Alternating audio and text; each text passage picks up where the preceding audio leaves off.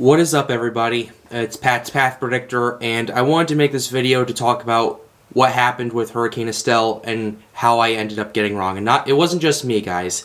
The NHC also got it wrong, all the models got it wrong, just everyone got it wrong. And after doing some further research, I came up with this conclusion. What happened was Hurricane Estelle began to rapidly intensify from a tropical storm into an 80-mile-per-hour hurricane. We saw that on the Pat's Path Predictor channel. I was telling you guys what was going on.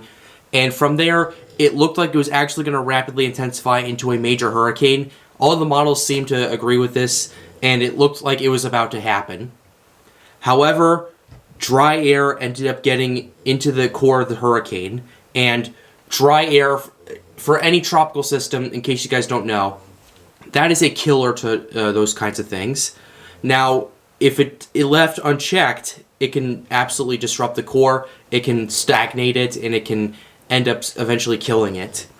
But if the storm can fight it off, it'll just maintain its intensity while it's doing that, and it'll keep on going. A prime example of this was with Hurricane Dorian back in 2019, where as it was rapidly intensifying from a 50-mile-per-hour tropical storm into an 85-mile-per-hour hurricane, it stopped its intensity because dry air ended up getting into the core of the system. And this wasn't very long. It ended up lasting about 12 hours or so, and the core was able to fight back, and it was able to get that dry air out of it. And then after that, it started to reorganize and start reproducing and really rapidly intensified from there until it hit the Bahamas. However, if the dry air stays out of the system, if it stays out of the core, completely out of it, it will do absolutely nothing. In fact, in some instances, the outflow of the hurricane or tropical system can actually just really blow out and just get rid of it and push out all the dry air. Example of this was Hurricane Laura back in 2020. As it was crossing through the Greater Antilles, as it just passed through Cuba, it then entered the Gulf of Mexico, and as it started to strengthen, the outflow almost immediately started just kind of really greatly went out and expanded, and just eventually overtook the entire Gulf of Mexico, the outflow did, and it ended up, all that dry air just got pushed out by that outflow, mostly because the moist air from the tropical cyclone allowed this outflow to really just push out and just basically make the air a lot better for Laura to rapidly intensify into the monster it eventually did. Now, how this ties into Estelle? Well, dry air, after it's rapidly intensified, it didn't have enough time to consolidate, the hurricane did, and dry air ended up really just tightening up and just going right into the core. Ended up going through between the outflow boundary right there, and just ended up kind of like a cyclone would rotate, just kind of like traveled its way, funneled its way through all the way to the core, all the way to the eye it had, and it didn't just stay there for 12 hours and got fought off. It remained there for the rest of the storm, and the storm tried to fight it, but it ended up not succeeding. Now, I'm making this video to admit that I was wrong, and I was. Everyone else who was reporting on this also got it wrong. We all thought it was going to be a major hurricane. The NHC, in several of its advisories, also had it as a major hurricane, and it didn't come to fruition, and I'm kind of upset at myself for not looking closer at it. And this really isn't an apology video or anything like that, because this hurricane did end up staying out to sea, so no one got hurt from it or anything.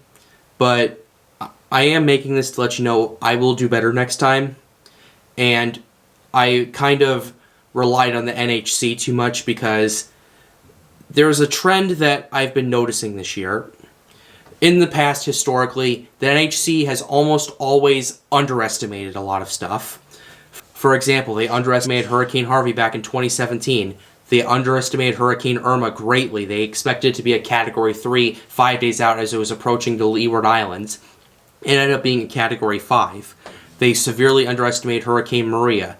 Now, granted, 2017 was a really bad year in the tropics, but they severely underestimated Michael back in 2018. They only had it as a Category 2 making landfall, ended up making landfall as a Cat 5.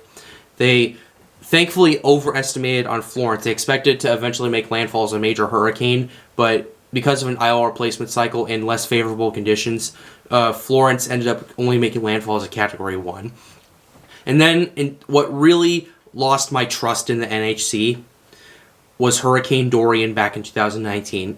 The NHC got everything wrong, from the track to the intensity to where it was impacting the worst, like where it all hell broke loose. And basically, after that, I lost all trust in that, but upon a closer look, the storm ended up relocating its center and went from a westerly position to north-northwest, and that's how it was able to get so strong, because instead of hitting the Dominican Republic like it was expected to at the time, it ended up moving through the U.S. Virgin Islands as a hurricane, and then it moved through relatively good conditions all the way up to the Bahamas. But the NHC just really got the whole thing wrong in 2019. And then again, it is hard to track intensity. It's hard to forecast that. You have to take a lot of things into consideration. But a lot of people have lost trust in the NHC because mostly because of Dorian. And also the chaotic hurricane season of 2020, where they underestimated Laura. They underestimated all the Greek alphabet names. And just, yeah. So this is a historical trend for them. They would always underestimate it. Now coming into 2022, it seems like they're starting to overestimate a little bit more than they are underestimating. Which, I mean, overestimating a little bit isn't going to hurt. But overestimating a lot, like what in the case of Estelle, like we didn't think that was going to happen. We didn't think Dreyer was going to get in there.